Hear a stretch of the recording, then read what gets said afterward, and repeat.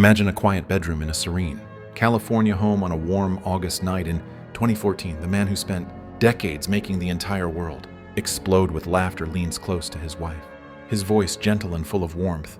"Good night, my love," he whispers, the simplest, most tender words a husband can say before sleep. Those were the very last words spoken by Robin Williams on August 10th, 2014. Hours later, the world would wake up to unimaginable tragedy. The genius behind some of the greatest comedic performances in history, the voice that brought the genie to life, the teacher who taught us to seize the day, was gone forever at the age of 63. Those final words, "Good night, my love," were not dramatic, not theatrical, not filled with the manic energy that defined his public persona. They were ordinary, intimate, and heartbreakingly normal, spoken to his wife Susan Schneider as they prepared for bed. They reflected a man who, despite the storm raging inside him, still chose love and tenderness in his final conscious moment with the person closest to him. What makes these words so haunting is the contrast they create with the vibrant, explosive life Robin led. A man who could command a stage for hours with non-stop improvisation, who could switch from a Scottish nanny to a cartoon genie in seconds, ended his journey with quiet affection. Today we explore the full story of Robin Williams, his extraordinary rise, his boundless creativity, his private struggles, and the devastating illness that stole him from us far too soon. Robin McLaurin Williams was born on July 21, 1951, in Chicago, Illinois, into a family of considerable wealth and privilege. His father, Robert Fitzgerald Williams, was a senior executive at Ford Motor Company, and his mother, Lori McLaurin, was a former model from Mississippi. The family lived in a 40-room mansion on 20 acres in Bloomfield Hills, Michigan, complete with domestic staff. Young Robin grew up surrounded by luxury, but also by isolation. He was an only child for the first several years of his life until half-siblings from his parents' previous marriages came into the picture later. To combat loneliness, he entertained himself in the enormous house by creating voices and characters, talking to his thousands of toy soldiers lined up on the floor. Robin was a shy, chubby child who was frequently bullied at school. He rarely fought back physically, but discovered early on that humor was his greatest weapon. Making people laugh protected him. As he later reflected, comedy became his defense mechanism, a way to gain approval and affection from others. His mother encouraged his impressions. She herself had a great sense of humor, and Robin would mimic her Southern accent or create entire worlds with his toys. Despite the wealth, his parents were often absent due to work, leaving Robin to his imagination. He excelled academically when he applied himself, attending prestigious private schools. But he was more interested in drama and performing than traditional success. After high school, Robin briefly studied political science at Claremont, men's college, before realizing it wasn't for him. He then enrolled at the College of Marin to study theater, where his talent began to shine. Encouraged by professors, he auditioned for the Juilliard School in New York City, one of the most prestigious drama schools in the world, and was accepted on a full scholarship in 1973. At Juilliard, he was one of only 2 students chosen for the advanced program that year, the other being Christopher Reeve, who would become Superman and one of Robin's closest lifelong friends. The two bonded deeply, promising to always support each other. Juilliard refined Robin's dramatic abilities under teachers like John Houseman, but it was clear even then that his energy was too explosive for classical theater alone.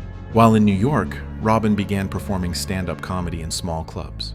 When he moved back to San Francisco in the mid-1970s, he truly found his stage. The Bay Area comedy scene was booming, with clubs like the Comedy Store and Holy City Zoo becoming his proving grounds. Robin's style was unlike anything anyone had seen before. He didn't tell structured jokes. He unleashed a torrent of improvisational brilliance, rapid-fire impressions, physical comedy, stream-of-consciousness rants. He would sweat profusely under the lights, jumping from voice to voice, character to character without pause. Audiences were mesmerized. One moment he was an elderly Jewish grandmother, the next a hyperactive child, then Shakespeare reciting baseball statistics.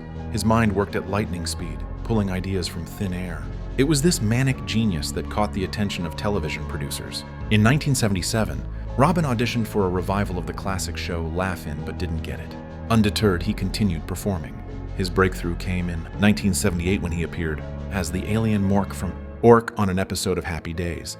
The producers asked him to improvise during the audition. He sat on his head because, as an alien, he said, "I don't know how humans sit." The character was an instant hit, leading to the spin-off series Mork and Mindy, which premiered in September 1978. The show was a massive success, catapulting Robin to stardom almost overnight. Phrases like Nanu Nanu and Shazbot entered the cultural lexicon, and his rainbow suspenders became iconic. He won a Golden Globe for Best Actor in a Television Comedy in 1979. Fame brought both opportunity and temptation. In the late 1970s and early 1980s, Robin struggled with cocaine and alcohol addiction, common in the entertainment world at the time.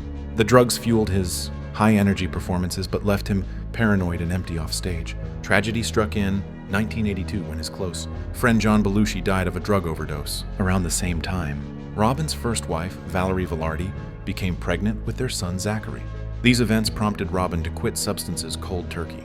He remained sober for over 20 years, channeling his addictive personality into work and exercise instead. With television success behind him, Robin transitioned to film. His movie debut was in 1980's Popeye, directed by Robert Altman, where he played the spinach-loving sailor.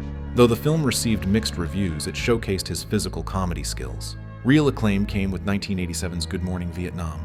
Playing Armed Forces radio DJ Adrian Cronauer, Robin improvised much of his hilarious, rapid-fire monologues, earning his first Academy Award nomination for Best Actor. The role perfectly captured his improvisational genius within a dramatic framework. The late 1980s and 1990s marked Robin's golden era. In 1989, he starred in Dead Poets Society as English teacher John Keating, inspiring students with the mantra, Carpe Diem, seize the day, boys. Make your lives extraordinary. The film was a critical and commercial success, earning another Oscar nomination.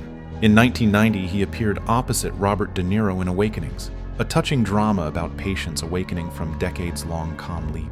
Then came family favorites, Hook, 1991, as a grown-up Peter Pan, Aladdin, 1992, as the voice of the genie, where he ad-libbed most of his lines, creating one of Disney's most beloved characters, and Mrs. Doubtfire, 1993, where he played a divorced father disguising himself as a Scottish nanny to spend time with his children.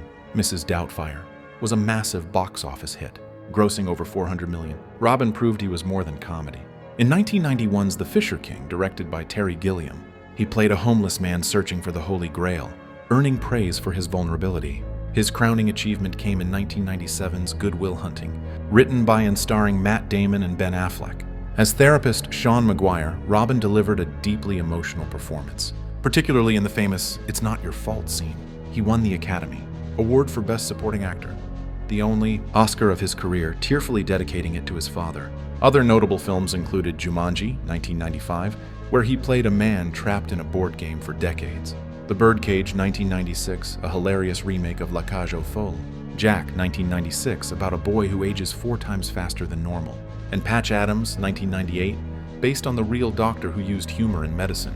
He hosted the Academy Awards 4 times, known for his off-the-cuff humor that often stole the show. Off-screen, Robin's lifestyle was a mix of high energy and quiet introspection. He was an avid cyclist, often riding the winding roads of Marin County, California, where he lived in a beautiful home overlooking the San Francisco Bay. He trained seriously, participating in charity rides and even befriending Lance Armstrong. Robin was a dedicated gamer. He named his daughter Zelda after the Legend of Zelda video game series and collected action figures and toys, filling rooms with them. A self-proclaimed history buff, he read voraciously about wars, science, and art. He loved fine food and wine in moderation after sobriety and was known for his generosity, quietly paying for meals of strangers or tipping extravagantly. Family was central to Robin's life.